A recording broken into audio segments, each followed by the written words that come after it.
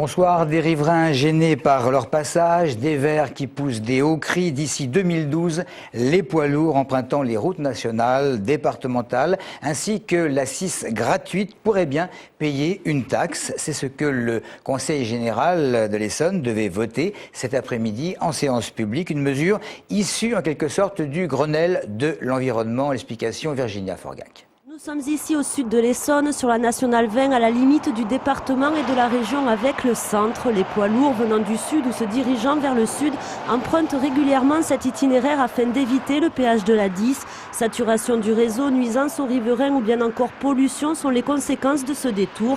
D'ici 2012, tout transporteur routier de plus de 3,5 tonnes roulant sur cette nationale pourrait bien payer 12 centimes du kilomètre. C'est peut-être bien pour les riverains de se faire réduire un peu la circulation des routiers, mais bon, nous en prenant cette route-là, on perd pas de temps et puis ça raccourcit peut-être même un peu pour arriver sur la région parisienne. Ouais. Après, ça oblige à prendre l'autoroute, quoi. C'est ça, c'est toujours des frais en plus pour le transporteur, quoi. Sur cette carte, tous les axes en rouge sont susceptibles d'être taxés. La nationale 104 et la 6 gérée par l'État, la nationale 20 ou bien encore la nationale 7 sous la responsabilité du département, avec pour risque de surcharger les routes secondaires. Il y a ce risque, c'est la raison pour laquelle a été prévu un système d'observation et un système de révision. Observation, c'est pour voir au bout d'un certain temps s'il n'y a pas un déplacement des poids lourds vers d'autres voies, et une révision pour permettre de changer les règles ou de les étendre. Cette mesure est née du Grenelle de l'environnement. À l'heure où nous bouclons le reportage, elle est en passe d'être votée au Conseil général.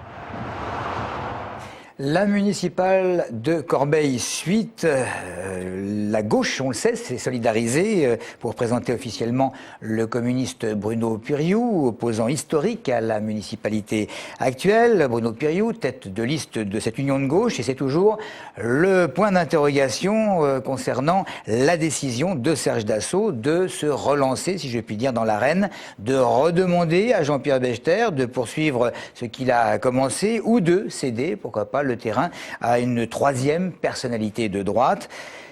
À suivre. À Vers-le-Petit, un premier tour de municipal partiel s'est déroulé ce week-end et comme Essonne Matin a également pu le constater, c'est l'opposition de droite qui se retrouve en tête. Laurence Budelot, pour le renouveau vertois, obtient 47,87% des voix sur sa liste.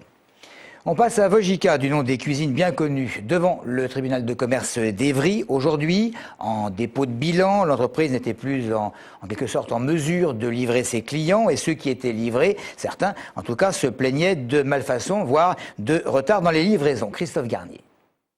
Michel Guignot est en conflit avec Vogica depuis déjà 3 ans. La cuisine qu'elle a commandée a mis 1 an avant d'être livrée et elle a bien reçu sa salle de bain, mais pas forcément dans l'état qu'elle aurait voulu. Mais j'avais bien dit, celle qui est en exposition, on m'en a livré une d'une autre couleur. J'ai dit, ce n'est pas celle-ci que j'ai commandée. Ils n'ont rien voulu savoir. Et maintenant, 3 ans après, tout se décolle. Donc là, je suis en SAV depuis 9 mois. Comme Michel, des centaines de clients se plaindraient des services de Vogica. Malfaçon, retard dans les livraisons, le cuisiniste ne parviendrait plus à répondre aux commandes depuis plusieurs mois. Il se justifie par un changement de fournisseur qui se serait laissé déborder.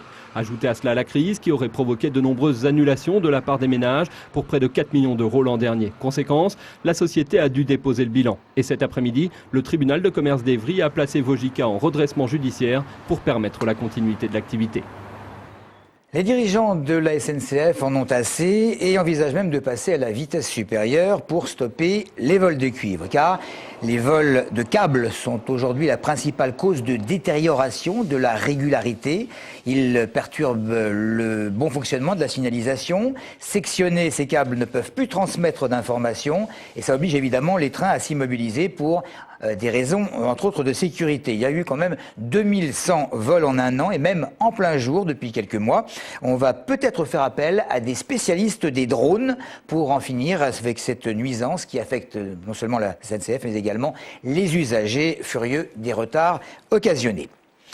C'est une sérieuse étude de l'Institut France Agri-Mer qui le révèle. Le poulet n'a jamais été aussi consommé en France, 25 kilos quand même par an et par personne. Les femmes préfèrent la volaille à toute autre viande alors que les hommes auraient tendance à choisir le côté saignant et le côté dur à cuire. C'est l'étude qui le dit. Bon, la volaille est moins chère que la viande rouge, ça compte, et certains Essonniens interrogés ne l'oublient pas. J'aime pas du tout la viande. Avec des accompagnements, j'aime autant la viande rouge que la viande blanche. Je mange plus de viande rouge peut-être. Plus de volaille pour le prix en fait. J'aime bien la viande rouge. Par contre, au niveau volaille, je préfère le gibier. Avec une petite retraite, on ne peut pas se payer le prix de la viande rouge. Les protéines animales sont dangereuses. Je suis plus accoutumé à manger de la viande blanche que rouge pour des raisons diététiques. Pendant 50 années, j'ai fait de la boucherie. Et tous les matins, je mangeais 1,5 livre de viande pour mon casse-croûte. Je ne consomme pas, je suis végétarienne. Je crois que ça doit être à peu près équivalent, 50-50 à peu près. Plus de viande rouge, a priori. Et moins de viande rouge qu'avant. Je peux répondre. Volaille peut-être davantage, pour la bonne raison que c'est meilleur pour la santé. En vieillissant, j'aime de moins en moins la viande rouge. Je prends plutôt de la viande blanche. Une semaine, je mange la beefsteak, une autre semaine, je mange du blanc de poulet, voilà, c'est tout. Voilà, il y avait pas mal de sports ce week-end, il y avait du hockey, il y avait du triathlon, il y avait du foot. On va jeter un coup d'œil sur la foulée chiroquoise et sa 28e édition, à laquelle 219 personnes participaient.